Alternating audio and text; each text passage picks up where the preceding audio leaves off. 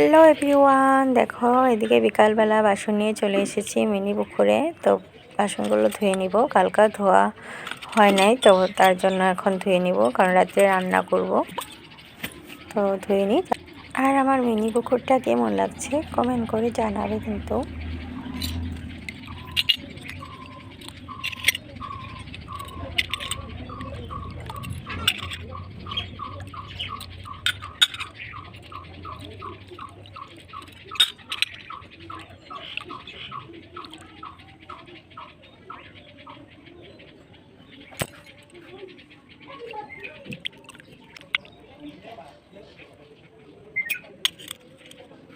তো এদিকে আমার বাসন ধোয়া কমপ্লিট। তো এখন বাসনগুলো নিয়ে যাব ঘরে।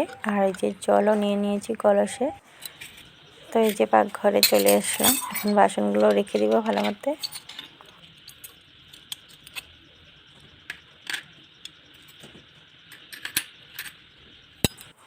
শুভ সন্ধ্যা সবাইকে বন্ধুরা।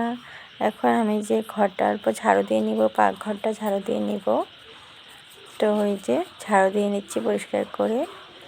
আর এখন সন্ধ্যা হয়ে গেছে, তো রান্না করতে লাগবে। তো তার জন্য ভাবলাম ভালো মতো পরিষ্কারটা করে নিই, কারণ নোংরাতে রান্না করতে ভালো লাগে না, তাই না? তো ওই যে মিনি কিচেনটাও ঝাড়ু দিয়ে নিলাম। আর আমার মিনি কিচেনটা কেমন লাগছে তোমরা কমেন্ট করে জানাবে। আর যে উনুনটা,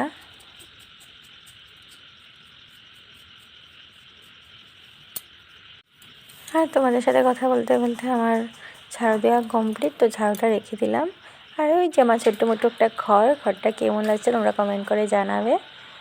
আর এদিকে তো তোমার দুইটা ডল আছে, দুইটা ডল আমার ভীষণ প্রিয়।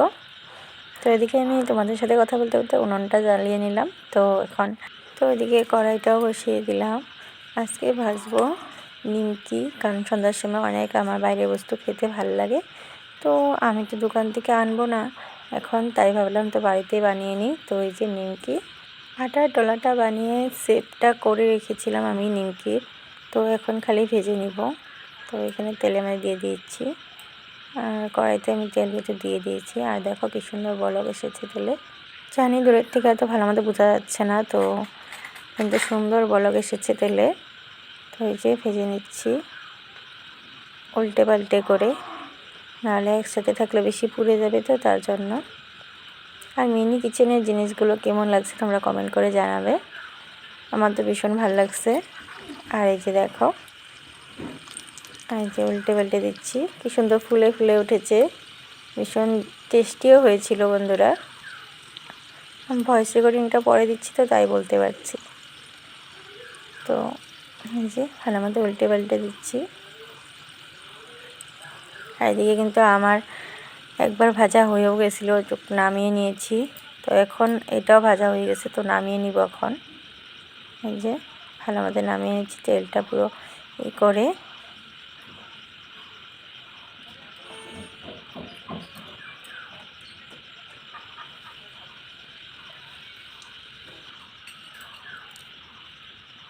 তো এদিকে আমার ভাজা হয়ে গেছে। তো এই যে কড়াইটা এখন নামিয়ে নিব।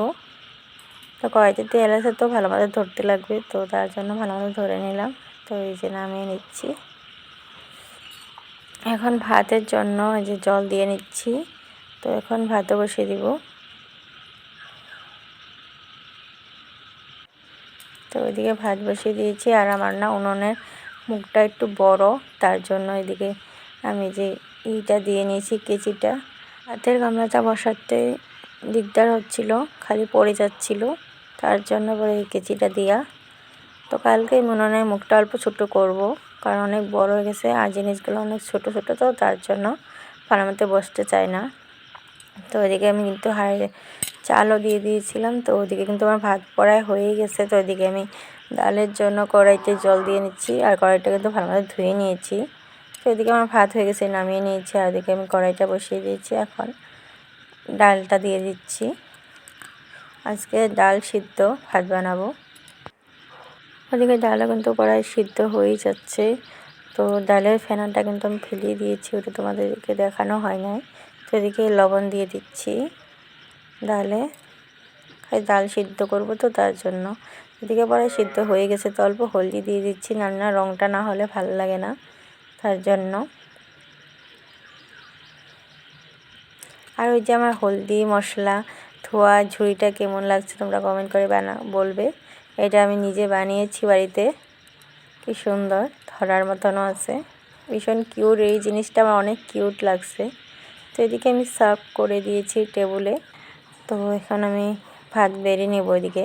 তো জল বেড়ে নিচ্ছি, জল ছাড়া তো হবে না না ভাত খাওয়া। তো এদিকে ভাতও বেড়ে নিলাম আর সাইডে আমি নিমকিও নিয়ে নিয়েছি। তো কেমন লাগছে আমার মিনি কিচেনটা তোমরা কমেন্ট জানাবে।